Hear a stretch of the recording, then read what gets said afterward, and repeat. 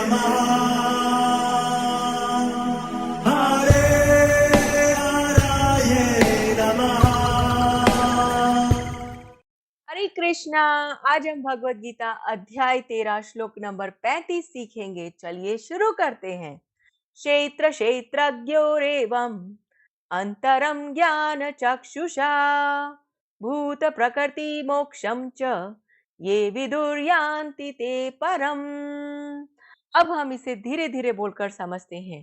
क्षेत्र क्षेत्रज्ञोर एवं अंतरम ज्ञान चक्षुषा भूत प्रकृति मोक्षम च ये विदुर यान्ति ते परम। अब हम इसे फिर से गाते हैं। क्षेत्र क्षेत्रज्ञोरेवम् अंतरम ज्ञान चक्षुषा भूत प्रकृति मोक्षम च ये विदुर यान्ति ते परम। अब हम समझते हैं भगवान श्री कृष्ण इस श्लोक में हमें क्या बता रहे हैं। जो लोग ज्ञान के चक्षुओं से शरीर तथा शरीर के ज्ञाता के अंतर को देखते हैं और भव बंधन से मुक्ति की विधि को भी जानते हैं, उन्हें परम लक्ष्य प्राप्त होता है। हरे कृष्णा। चलिए अब हम महाप्रेम प्रभु जी से इस श्लोक के बारे में और अच्छे से समझते हैं। हरे कृष्णा जी। तो ये 13वें अध्याय का अंतिम श्लोक, और यहाँ पर भगवान श्री कृष्ण एक समरी बताते हैं, शॉर्ट में बताते हैं इस पूरा अध्याय 13 का लाभ क्या है। कई लोग कहते हैं अरे ये प्रकृति, जीव, पुरुष, आत्मा, परमात्मा, ये सब जान के मिलेगा क्या? तो इसका उत्तर हमें इस श्लोक में मिलता है। तो भगवान श्री कृष्ण बोलते हैं जो इन सबको समझ जाता है, क्षेत्र क्षेत्रज्ञ, और दोनों में अंतर क्या है। तो क्षेत्र क्षेत्रज्ञ के बारे में बहुत विस्तार से हमने बातचीत की थी कि ये जो शरीर है, यह संसार है, वह क्या है? आत्मा, हम, वो कौन है, और परमात्मा कौन है। अगर इन तीनों तत्वों को अच्छे से समझते हैं कि क्या समानता है और क्या अंतर है, जो ऐसा देखता है कैसे देखेगा? ज्ञान चक्षुषा। कई लोग मिलेंगे आपको कि भगवान को दिखाओ तो हम मानेंगे, भगवान को नहीं दिखा सकते ना तो मतलब भगवान नहीं है। पर वास्तव में हमारी आंखें बहुत छोटी है, बहुत कम चीजें देख सकती है। अगर किसी को बोले आप अपने परदादा को देखा है, तो बोलेगा जी नहीं देखा। तो देखा नहीं तो मतलब वो थे नहीं कभी, कि थे तभी तो हम हैं। ऐसे ही हमारी आंखें बहुत छोटा देखती है, अगर अंधेरा हो जाए तो भी हम नहीं देख सकते। उसमें भी अगर जैसे साइंस पढ़ते हैं तो पूरा लाइट का स्पेक्ट्रम है, उसमें विजिबल स्पेक्ट्रम तो बहुत थोड़ा है। अल्ट्रा वायलेट और इंफ्रारेड जैसी रेस हम देख ही नहीं सकते, और इतनी छोटी ये आंखें हैं, और फिर लोग कहते हैं हमें आंखों से दिखाओ तो हम मानेंगे। तो कई लोग बोलते हैं अरे मन है क्या आपका, बुद्धि है, बुद्धि को देखा है आपने? बुद्धि को नहीं देखा तो मतलब क्या बुद्धि नहीं है? मतलब कई बार ऐसी चीजें होती है जो हम अपनी आंखों से नहीं देख सकते, पर वो वास्तव में होती है। तो यहाँ पर भगवान श्री कृष्ण बताते हैं ये सब तत्व कैसे समझेंगे, कैसे देखेंगे। तो बोला ज्ञान चक्षुषा, ज्ञान के नेत्रों के द्वारा हम ये सब बातें समझ सकते हैं। और जब ये समझेंगे तो उसका लाभ क्या है? विदुर यान्ति ते परम, हम इस संसार के बंधनों से मुक्त हो सकते हैं। अब कई लोग बोलेंगे अरे संसार के बंधनों से मुक्त होना का फायदा क्या है, क्यों हमें बंधन से मुक्त होना है? तो अभी एक ऐसा व्यक्ति है जिसको जेल में बंद कर दिया जाए और हाथ पांव बांध दे और उसको बोले आपको क्या चाहिए, तो बोलेगा सबसे पहले मुझे जेल से बाहर निकालो, यहां मैं फंस गया हूं। पर जब हम इस संसार में आते हैं, हमारे हाथ पांव बंधे हुए हैं। कैसे बंधे हुए हैं? वो बोला गया कर्मों के बंधनों से बंधे हुए हैं, पर हमको दिखता नहीं है और इसीलिए हम इसके लिए प्रयास भी नहीं करते। जैसे अगर सामान्य बीमारी होती है तो बोलते हैं डॉक्टर साहब बहुत बीमार हूं, आप मेरी बीमारी सही करो, तो बीमारी सही होगी। पर अगर कोई मानसिक बीमार हो और उसको बोलो भी बीमारी है आपको, वो बोलेगा जी मुझे कोई बीमारी नहीं है, बीमारी तो सामने वालों को, मैं तो स्वस्थ हूं। तो ऐसे ही यह संसार है जिसमें सब लोग ग्रसित हो गए एक बीमारी से, जिसको बोलते हैं भव रोग। उस भव रोग से कैसे बाहर निकलेंगे? तो भगवान बोलते हैं जब क्षेत्रज्ञ का अंतर समझ में आएगा ज्ञान के चक्षुओं के द्वारा, तब हम इस भव रोग से बाहर निकल पाएंगे। अब कई लोग बोलेंगे अरे ज्ञान मिलता कहाँ है, किताबों में मिलेगा ज्ञान? नहीं, भगवान श्री कृष्ण ने बताया जब आपका आचरण में परिवर्तन होगा तो वास्तव में आपको ज्ञान प्राप्त होगा। कई लोग बोलते हैं अरे रावण तो बहुत बड़ा विद्वान था, बहुत बड़ा ज्ञानी था। भगवान की दृष्टि में वह ज्ञानी नहीं था, भगवान की दृष्टि में वह अज्ञानी था। क्यों? क्योंकि भले ही उसको सब कुछ आता है पर उसका आचरण उत्तम नहीं था। तो आचरण से पता चलता है कि कौन कितना ज्ञानवान है। बहुत लोग किताबें तो पढ़ते हैं पर आचरण में नहीं लेके आते, इसीलिए भगवान बहुत जोर देते हैं चरित्र पर। 13वें अध्याय के शुरू के श्लोकों में भगवान ने ज्ञान के बारे में बहुत सारे गुण बताए, जैसे अमानित्वम, अदम्भित्वम, अहिंसा, शांतिर आर्जवम, आचार्योपासनम, शौचम, स्थैर्य, आत्म विनिग्रह। ये सब गुण होने चाहिए, जिसमें गुण बताया गया आचार्य उपासनम, भगवान के भक्तों की सेवा करना।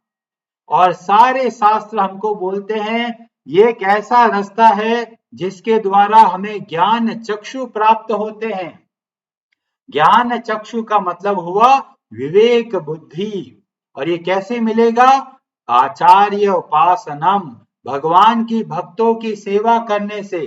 चैतन्य महाप्रभु हमें ये चैतन्य चैतामृत में बताते हैं साधु संग सर्व शास्त्र कहे, लव मात्र साधु संग सर्व सिद्धि है। थोड़ा भी भगवान के भक्तों का संग मिल जाए तो हमारे जीवन में बहुत भारी परिवर्तन आएगा। बहुत लोग कथाएं सुनते हैं पर जीवन में परिवर्तन नहीं लाते, तो वास्तव में उन्होंने सत्संग का लाभ नहीं लिया है। इसीलिए चैतन्य महाप्रभु ने बताया कि भक्ति में आगे बढ़ने के 5 प्रमुख तरीके हैं। उन सब में सबसे पहले आता है साधु संग। जब हम भगवान के भक्तों से मिलते हैं तब हमारे इस बुद्धि के अंदर विवेक बुद्धि प्रकट होती है। और तुलसीदास जी बोलते हैं रामचरितमानस में, बिनो सतसंग विवेक न होई, राम कृपा बिनु सुलभ न सोई। जब तक हम भगवान के भक्तों का संग नहीं करते तब तक हमें विवेक नहीं पता चलता, हमें पता ही नहीं चलता क्या सही है और क्या गलत। और वो कैसे मिलेंगे भक्त? तो राम कृपा बिनु सुलभ न सोई, बहुत भारी भगवान की कृपा होती है तब जाके हमें कोई भक्त की कृपा प्राप्त होती है। इसीलिए आप रामचरितमानस उठाइए, चैतन्य चरितामृत उठाइए, हर जगह पर भक्तों की बहुत प्रशंसा करी है। और तुलसीदास जी तो इतना बढ़िया बताते हैं, उत्तर कांड में वर्णन आता है और वहां पर बोलते हैं मोरे मन प्रभु अस विश्वासा, राम ते अधिक राम कर दासा। तुलसीदास जी बोलते हैं मुझे पूर्ण भरोसा है, क्या? राम जी से बढ़कर है भगवान श्री राम के दास, मतलब भगवान के भक्त। क्योंकि भगवान के भक्त हमको क्या करते हैं? भगवान की भक्ति दे सकते हैं। और तुलसीदास जी बहुत सुंदर उदाहरण से बताते हैं, राम सिंधु घन सज्जन धीरा।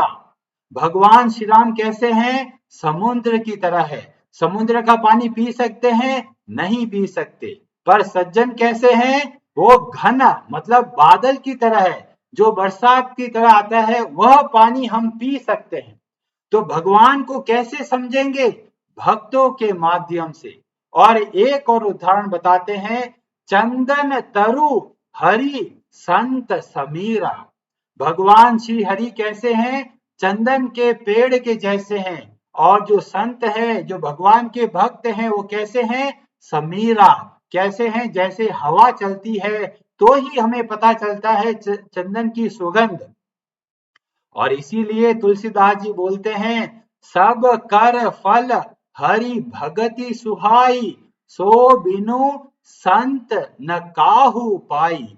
ये सबसे अद्भुत है भगवान हरि की भक्ति, पर वो कैसे मिलेगी? संतों की कृपा के बिना वह संभव नहीं है।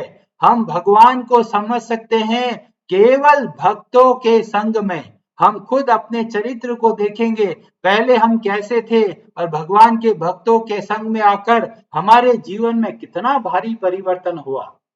थोड़े समय का सत्संग भी कितना भारी लाभ दे सकता है, यह वर्णन हमें देखने को मिलता है रामचरितमानस के सुंदर कांड में। हनुमान जी पहुंच गए लंका। अब वो सोच रहे हैं अंदर कैसे जाऊं, और रात का समय हो गया। हनुमान जी छोटे से रूप धारण करके अंदर जाने लगते हैं, तो द्वार पे खड़ी होती है एक बड़ी भयंकर राक्षसी, जिसका नाम होता है लंकिनी। और लंकिनी बोलती है, अरे कहां जा रहे हो? मेरी आज्ञा के बिना कोई भी लंका में नहीं जा सकता। और हनुमान जी सोचते अब तो क्या, कुछ तो करना ही पड़ेगा। हनुमान जी थोड़े से बड़े बनते हैं, एक घूसा मारते जोर से, और लंकिनी बुरी तरह नीचे गिरती है, मुंह से उल्टी आने लगती है। और लंकिनी के अब शब्द में बहुत भारी परिवर्तन आ गया। पहले जो गुस्से से बोल रही थी, अब क्या बोल रही है? तब वो बोलती है, बिकल होसी ते कपि के मारे, तब जानेसु निशिचर संघारे। तात मोर अति पुण्य बहुता, देखहु नयन राम कर दूता। आज मेरा भाग्य का उदय हो गया। क्यों? क्योंकि भगवान श्री राम के दूत को मैं अपनी आंखों से देख रही हूं। इसको बोलते हैं सत्संग। कई लोग सोचेंगे, अरे मुक्का पड़ गया, गुस्सा पड़ गया, मुंह से खून आ रहा है, ये कैसा सत्संग हुआ? तो एक गुस्से से उसका पूरा जीवन बदल गया। और फिर लंकिनी बोलती है, तात स्वर्ग अपवर्ग सुख धरिय तुला एक अंग। सारी सुख एक जगह पे रख दीजिए, तूल न ताही सकल मिली, जो सुख लव सत्संग। और एक तरफ थोड़ा सा सत्संग रख दीजिए, तो भी सत्संग की बहुत भारी महिमा है। सारे सुख फीके हैं, जितना सुख हमें भगवान के भक्तों के संग में मिलता है। और थोड़ा भी संग मिल जाए और हमारे जीवन में थोड़ा भी परिवर्तन आ जाए, हम थोड़ा भी भगवान की भक्ति करने लग जाए, तो आप समझ लीजिए सत्संग का सही लाभ मिला है। अगर सत्संग का लाभ लेना है तो जीवन में परिवर्तन अवश्य होना चाहिए। आपके मन में धीमे धीमे भगवान की प्रति श्रद्धा का भाव बढ़े, आप भगवान के नामों का जप करने लग जाए, अन्य लोगों को भगवान की सेवा समझ के करे, हर कार्य को भगवान के जोड़ कर करे, तो आप समझिए कि सत्संग का आपको लाभ मिल रहा है। और अन्यथा कि बहुत कथाएं सुनी है और सुनकर भूलते चले गए, पर जीवन में परिवर्तन नहीं आया, तो ऐसे सत्संग का लाभ हम नहीं ले पाए। इसीलिए नियम से आप भगवान के भक्तों से कथा सुने, और श्रवण और कीर्तन दोनों चीजें हर रोज नियम से करना है। बहुत पुण्य के बाद, बहुत भगवान की भारी कृपा के बाद में कोई व्यक्ति भगवान श्री हरि की भक्ति करने लगता है। इसलिए आप सब लोग बहुत बहुत भाग्यशाली हैं। आपने बहुत दान तप पुण्य किया है, तब जाके आप भगवान श्री हरि की भक्ति कर पा रहे हैं। हम सबको बहुत भाग्यवान समझना चाहिए कि भगवान की इतनी भारी कृपा हुई, हर रोज हमको भगवत गीता का थोड़ा थोड़ा अध्ययन करने को मिलता है, हर रोज थोड़ा थोड़ा हम भक्ति में आगे बढ़ पा रहे हैं। हरे कृष्णा जी, आप सबका बहुत बहुत धन्यवाद। हरे हराये नमः।